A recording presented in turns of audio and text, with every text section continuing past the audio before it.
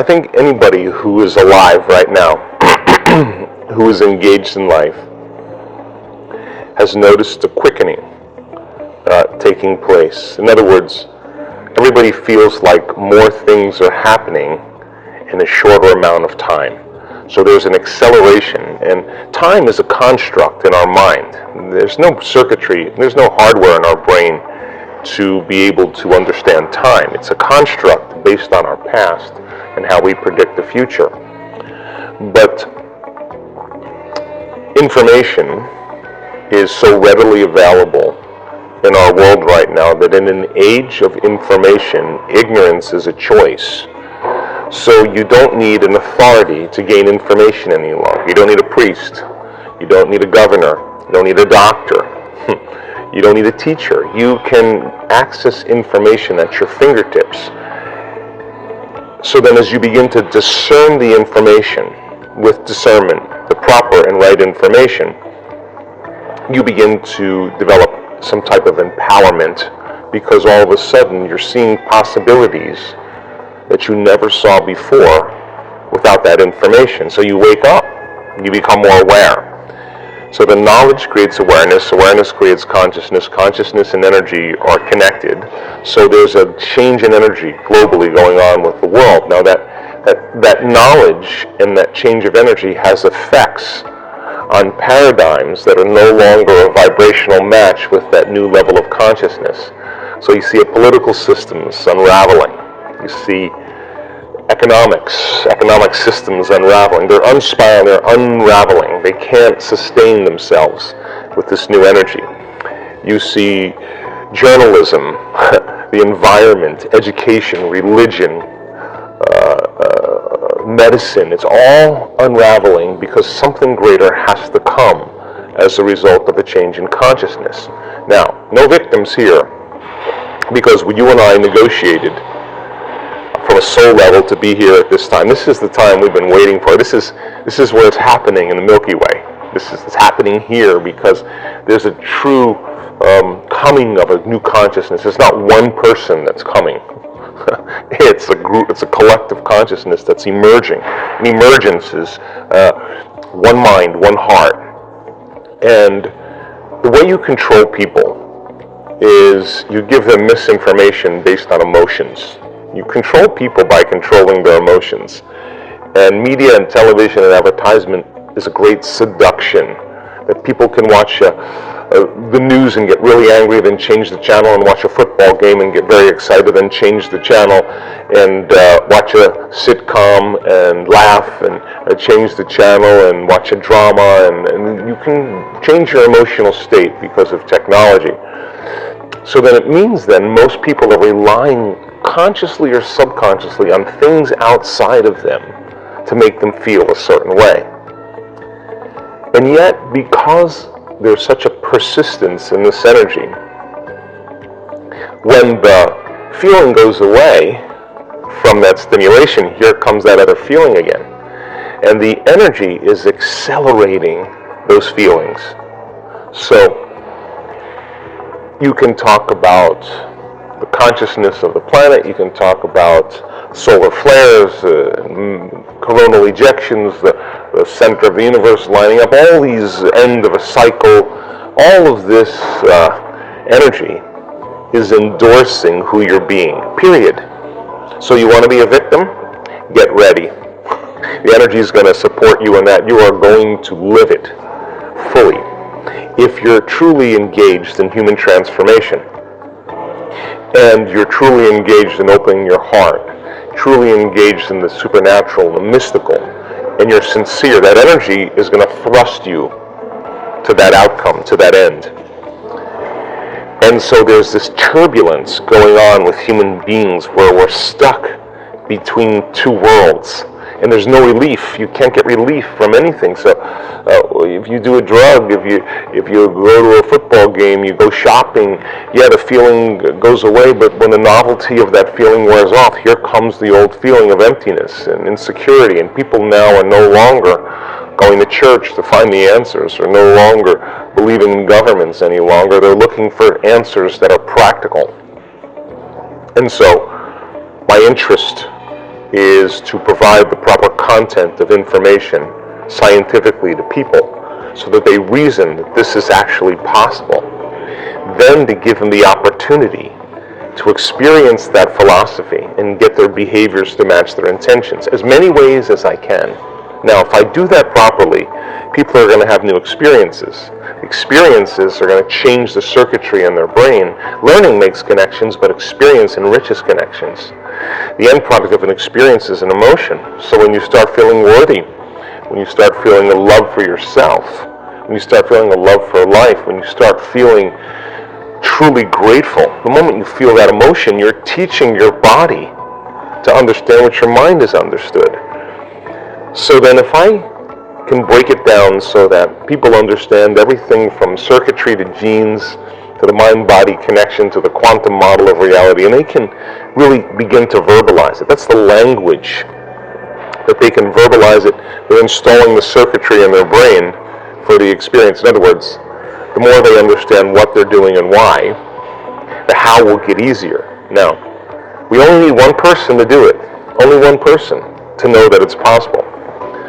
So I'm in a place in my life where I'm so proud of our community, because it used to happen here and there, one miracle, another miracle, one healing, another person making a lot of money. But now I get emails every day. I had 2 emails, 2 people with stage 4 cancer, brain tumors, in 1 week. 50 brain tumors with this one man, 9 tumors in his brain stem, 20 seizures a day.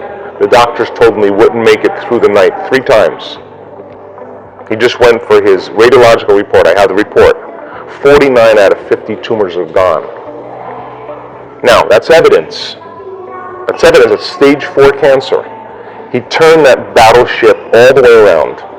That's evidence. So now what happens is that experience is more accessible in the field. It's a footprint that people can step into. But more importantly, the evidence is in 3D reality. You're sitting there listening to him. He's going to get on the stage in the next event.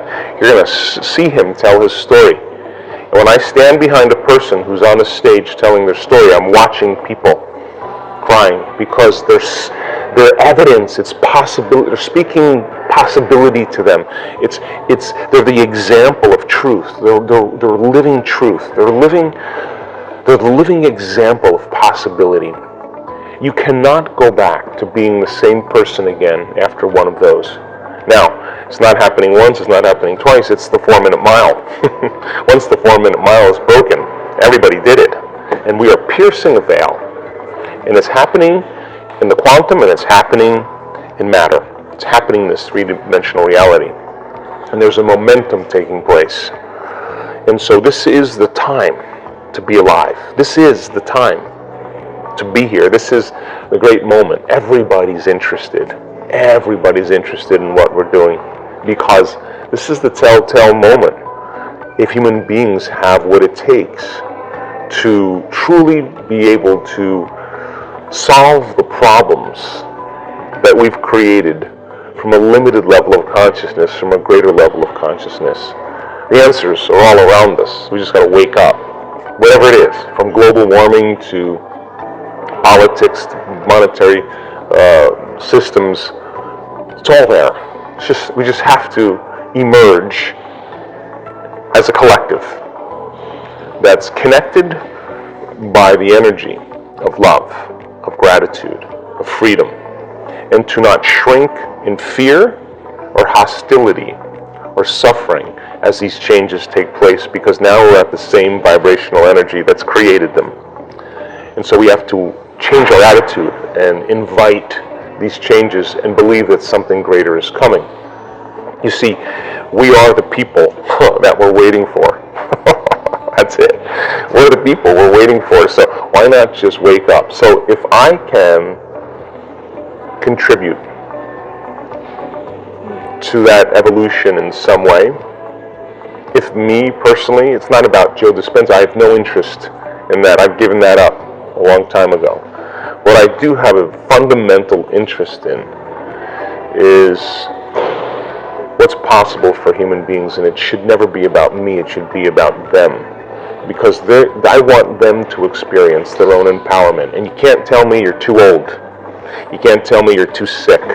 You can't tell me you're too overweight or underweight or had too tough of a past or your life is too fallen. You can't tell me any of those things any longer. You can't even tell me you don't even meditate. I never meditated before. I've seen every one of those excuses in every different genre experience transformation, which means then nobody is so special to be excluded from this phenomenon. And so I hope that I leave a mark in some way that empower people to no longer believe that they're limited. It's so easy to believe we're limited. Once they realize that they're empowered and they're unlimited, get out of the way. And if they're tempering those emotions and they're overcoming those addictions to those emotions, they'll see the hidden meaning behind all things. They won't necessarily believe everything they're seeing on the news. They'll see the way it really is because they're no longer controlled by those emotions. They're at a greater level of energy. And emotions are energy. And nobody changes until they change their energy. And when you change your energy, you change something in your life. It's the law. So people are doing it. We're at the point where they're doing it, and some of them are becoming it. And when you become it, no one can take it away from you. It's yours. And so we lead by example through this process. We are continuing with our daily practice of completing the inspiring quotes.